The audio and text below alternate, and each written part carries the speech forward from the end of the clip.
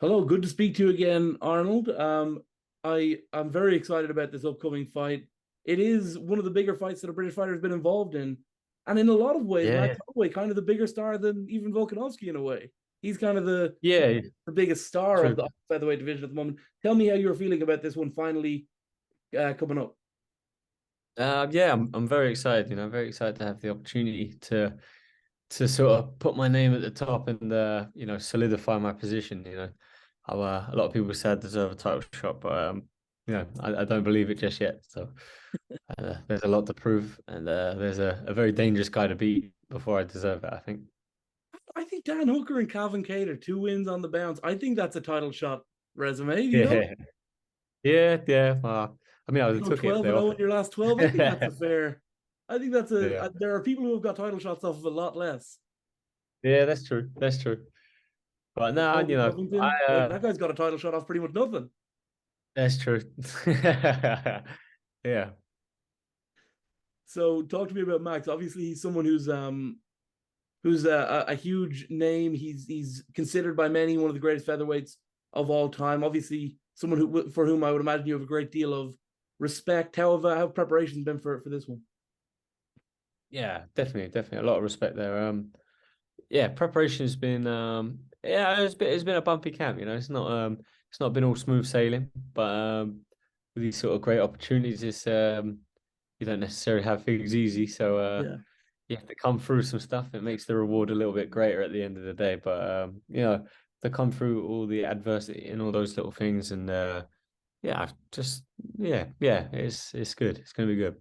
I appreciate that for the first time. I've been covering MMA, boxing for a long time, and this is the first time anyone has ever in a pre-fight interview said to me, "The camp hasn't been good."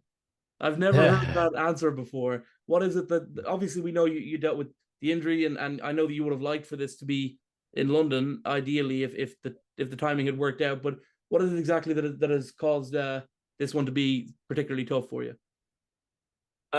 Uh, not one thing in particular, just just things like life, normal things outside training, yeah, just stuff, and everyone's always dealing with stuff, and having to come through things and make things happen, and there's always hurdles to jump, and but I think that's one of the things that sort of motivates me is getting over those hurdles and getting around it and getting on with the job, getting on with the task at hand, and yeah. I'm uh I'm here, I'm fit, I'm healthy, and I'm happy to be here. Of course, watching Leon win is always great, right? And the night in the O2 was a special one. But I would imagine more so than any other time you've watched Leon win, it was bittersweet because that also could have been your night as well. It could have been a night for the both of you. Could have been you first and then him. Yeah. What was your emotion sitting there at ringside on the night? No, I was just yeah, bittersweet in hindsight, but like in the moment is yeah, it's great. I Yeah, didn't think about my missed opportunity at all, to be honest. I just kind of yeah, I was just happy for Leon and happy to see that level of support for him and all the things that happened on the night just came together. The crowd was amazing. Pay-per-view in the UK, the performance was great. And he did all the things I thought he could do in the first fight, but I don't think he appreciated the altitude that he was dealing with. I don't know. I remember speaking to him in the gym about it before, and he kind of didn't really seem to. It's like whatever altitude. I was just like, okay, yeah. yeah, And it's a legit, like, that is a very serious thing. And you could see like that was, I mean, it was night and day. The perform like obviously he got the knockout, which was spectacular first time yeah, around, but it was, I mean, it was like a completely different guy in there against Usman this time. He looked very, he didn't look like the best welterweight in the world when he beat Usman the first time. He really did look like the best welterweight in the world on that night. yeah, yeah. He just I believed he could put that performance in the last one. Like people were asking me. Because I was in the camp, not training with him, but like I was in the camp, like seeing the training, seeing what they were doing, and friends were asking like, do I think Leon could win? I was like, absolutely, I think he's gonna win. And people were like, you're just saying it because you train there. I was like, no, no, like I've watched him spar, I've seen how good he is. I like his fights, I like the way he fights, and he's gonna do it. And then that first round, I was like, yep, see, and then obviously second, third, fourth wasn't. wasn't great, but he showed a heart of a champion and he got it done. Subconsciously, do you think it's even possible that Max could want this win as much as you want it, right? I mean, if he beats you, he may not. He's probably not getting number 4, I would think, Yeah. based on how the last 3 went. And I would have to think he's still training hard, but I would have to think that plays on your mind, knowing that the win, like if you win, you're fighting Volkanovski, or you're fighting the winner of the fight in July, Yeah. whoever that may be, probably Volkanovski. If he wins, he probably has a lot more to do. And I would think that plays on someone's mind. I know that you can't really speak necessarily to that, but do you feel that a little bit as well? Like it means so, this one means so much more to you than it does to Max? Yeah, I mean, it definitely does, but I don't think that changes how hungry he is, all those things. But there's little things. Obviously, I want it more.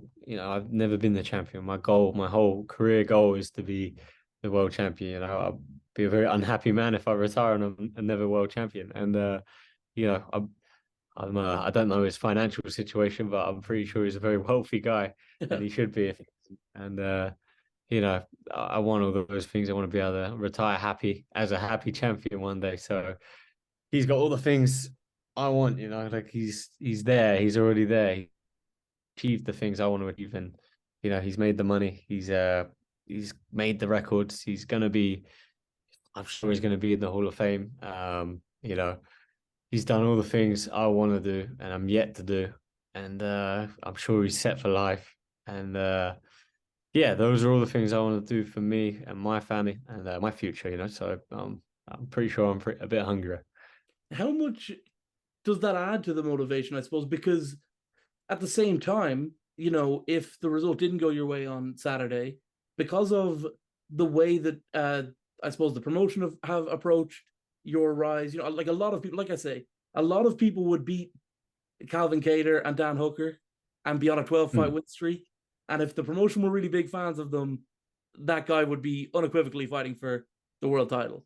And it appeared that you've had like not issues, but like the same thing with Leon. I don't think the UFC disliked him. I think it was just that they had other guys they wanted to push more, right? And I think that's the same thing with you. And I would imagine that something like that plays on your mind as well. That like, Colby can go and lose, and they'll probably, if he just gets one more, you really, even with your 12 wins, you can't lose any point over the next year or so. Yeah. Yeah, no, I know what you're saying. But I think there's a shift. The times are changing. UK MMA is, you see it with that last event, that pay-per-view. That was one of the better events, and Dana said, I think in one of the press conferences the other day, how they love London. They want that to be a pay-per-view, and they're obviously coming back for a reason, and they want to, you never know, maybe they'll put a title shot in there or something. But it's becoming a hotbed. 2 shows a year. I mean, if it was 2 pay-per-views a year in the UK, that'd be pretty special. Yeah. But it's coming on leaps and bounds, and it's been growing like exponentially every year. It gets bigger. Now we have a champion. I'm in the wings trying to work for my own thing. You get 2 champions in the country. That's going to be an even bigger event in the country. Then hopefully that stadium show can eventually happen. Yeah. But I think it's yeah. Leon sort of paved the way. Obviously, Bisping sort of did it, but Leon's brought it to a new level in this time right now. And you can bring it to a whole other level because it's another division. I mean, there's a lot of stars at welterweight, but there's a lot of stars here at featherweight too. I mean, Max Holloway is the kind of guy who I think around the world, any arena you put him in, it's going to sell out regardless. Yeah. You're getting to that as well. And I would think there's a part of you as well that's like, yeah, I kind of want to take that Max Holloway shine. He's supposedly the best featherweight ever. The only guys he ever lost to were, the best ever. And I want, and you believe you're right up there. You believe you are one of the best featherweights of this era and possibly best featherweights around. Yeah. That's it. Yeah, I would have faked an injury already. I would have faked an injury if I didn't think I was there. Well, you did, right? That's why the fight wasn't in London. You thought, I need a couple of extra. I know what happened. I understand it. Talk to me about training with Ian Gary as well. He's out there a little bit. I know that he doesn't fully commit himself to one place, but you guys have got some work in. Do you think he's a legitimate prospect for 170? No, I haven't actually trained with him. Obviously I ain't really training with any 170s at the minute, but Right. I haven't actually seen him work either because when he's training, I'm training. Mm. But seeing his fights, like I've seen him fight. Obviously, he's very good, and I think he's a great prospect. He should have a bright future, and I'm sure he's going to do very well. Would you recommend not just him, but kind of anyone in that position? Like, hey, if you're a contender, if you're someone who wants to take this seriously, get to Renegade and get down here because we're talking about one of the best teams in the UK. I know Fabian Edwards probably not a million miles away from fighting. I know he's way bigger than you guys, but he's probably not a million miles. And you could be looking at, you know, 3 world champions by the end of this year. Maybe that's a bit too ambitious, but Yeah, definitely. It's a hotbed, you know. It's in the Midlands. It's like a good place for everyone to travel to. They've got a good team, good ethic around there, and there's no crazy egos or nothing. They're all good guys. So finally when that's the best thing. when you visualize this Max Holloway fight and how it goes down, what do you see? Like when you close your eyes and you think about this thing, do you see? I know that the Hooker fight was unbelievable, but that's not the norm necessarily for you. You know how those things go. And I know that Max is someone who it's very rare if you beat him. It's very rare that he's going down early or anything. How do you see this one playing out when Yeah. you visualize it? I just feel I'm gonna. I just when I close my eyes and fish, I just see me winning. That's it. Um, there's all those avenues. You get caught in a shit sort of situation, you end up closing your eyes, biting down your gum shield, and throwing for the fences. But that is a potential way that happens, but that's not the plan. That's never the plan. But that's always there. That's always a possibility. And with the fight style he brings, that might bring that out. You like the 5 rounds? You're I'm sure training for 5 rounds is harder than probably doing it, right? Yeah, definitely. I want to be champion. I was a little bit in the last fight that obviously we only got to the second round before it was stopped. But you want to be fighting these big title fights, these guys, and the only way to get that experience is by fighting it. And obviously Max has probably got more experience than anyone. So to go 5 rounds with the king of the 5 rounders is you know, it's worth like 10 fights in one. Yeah. So